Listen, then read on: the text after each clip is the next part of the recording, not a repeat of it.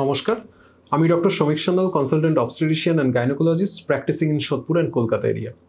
আজকে আমি যে বিষয়টি নিয়ে আলোচনা করতে চাই সেটি হল ভ্যাজাইনাল ডিসচার্জ বা হোয়াইট ডিসচার্জ বা সাদা স্রাব।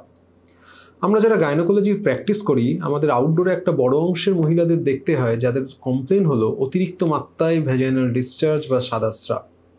প্রথমেই বলে রাখি যে এই যে ভ্যাজাইনাল ডিসচার্জ বা সাদা স্রাব নিয়ে যেসব মহিলারা আসেন, এটি একটি সাবজেক্টিভ ফেনোমেনন। মানে এটা হলো যে কারোর ক্ষেত্রে হয়তো অনেকটা পরিমাণে ভ্যাজাইনাল ডিসচার্জ হচ্ছে, কিন্তু মহিলার কাছে মনে হচ্ছে যে এটি নর্মাল, বা কারোর ক্ষেত্রে হয়তো খুব কম পরিমাণে হচ্ছে কিন্তু তার কাছে মনে হচ্ছে এটা অনেকটা এবং তার দৈনন্দিন জীবনকে যথেষ্ট পরিমাণে ব্যাহত করছে। এই যে ভ্যাজাইনাল ডিসচার্জ, এটি মূলত দু রকমের হতে পারে। একটি হচ্ছে নর্মাল এবং অ্যাবনর্মাল। নর্মাল ঘটনা কেন? একজন মহিলার যখন একবার পিরিয়ড হয় এবং পরের বার যখন পিরিয়ড হয়, এই দুটো পিরিয়ডের মধ্যবর্তী সময়টাকে আমরা বলি মেনস্ট্রুয়াল সাইকেল।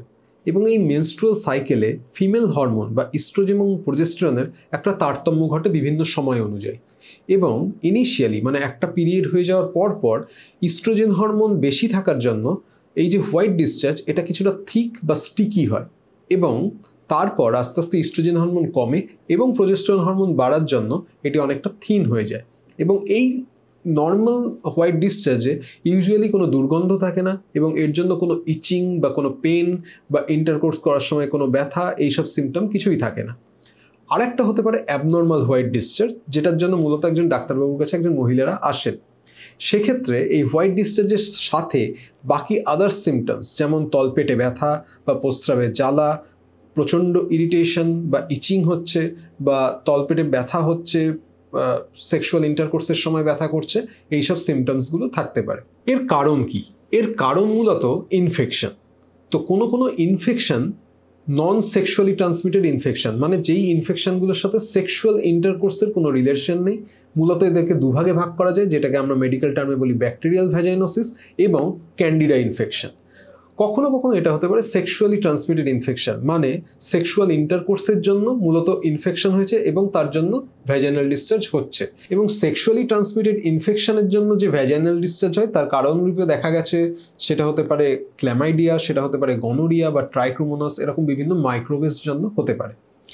এছাড়া অনেক সময় সার্ভিক্সে পলিপ, সার্ভিক্স মানে হচ্ছে যে ইউটেরাসের যে মুখ বা জরায়ু মুখ যেটাকে আমরা বলি, সেখানে যদি কোনো গ্রোথ হয় বা সেখানে যদি অনেক সময় প্রি ক্যান্সারাস কোনো লিশন হয়, মানে ক্যান্সার হওয়ার আগের স্টেজে আছে, ক্যান্সার এখনো হয়নি, কিন্তু ওই পথটাকে ব্লক করে দেওয়ার জন্য সেখানে সার্ভাইকাল মিউকাস জমছে এবং তারপর পরবর্তীকালে সেটা ডিসচার্জ আকারে বেরোচ্ছে, বা অনেক সময় ক্যান্সারের জন্য হতে পারে এই হোয়াইট ভ্যাজাইনাল ডিসচার্জ। সুতরাং যখন কোনো মহিলা এই সমস্যায় আক্রান্ত হন বা তাদের দৈনন্দিন জীবনকে ব্যাহত করেন, সেটি নর্মাল হোক বা অ্যাবনর্মাল হোক, সেটি একজন মহিলার পক্ষে জানা সম্ভব নয়, এবং সেই জন্য সবসময় একজন ডাক্তারবাবুর পরামর্শ নেওয়া উচিত। এইবার এক্ষেত্রে আমাদের দেখতে হবে যে কারণটা কি।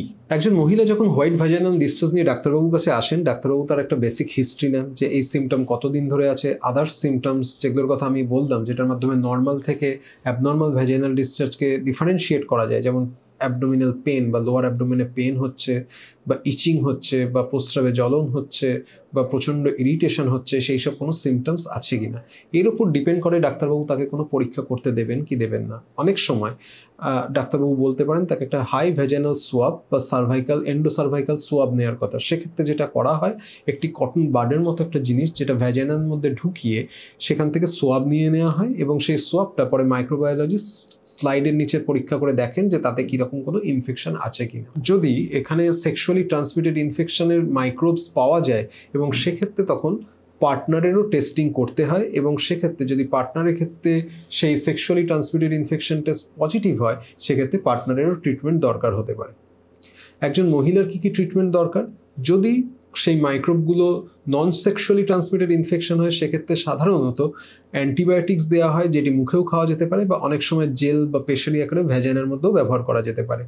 আর যদি সেক্সুয়ালি ট্রান্সমিটেড ইনফেকশন হয়, সেক্ষেত্রেও অ্যান্টিবায়োটিকের কোর্স আছে, সেই কোর্সটা কিছু বেশি দিন চলে, এবং সাথে সেক্ষেত্রে আমি যেমন বললাম, সেক্ষেত্রে পার্টনারেরও ট্রিটমেন্ট দরকার হতে পারে। এই হচ্ছে সংক্ষেপে ভ্যাজাইনাল ডিসচার্জ। সুতরাং কোনো মহিলা যদি এতে এই সমস্যায় আক্রান্ত হন, এটিকে ইগনোর করবেন না এবং ডাক্তারবাবুর পরামর্শ নেবেন। ধন্যবাদ।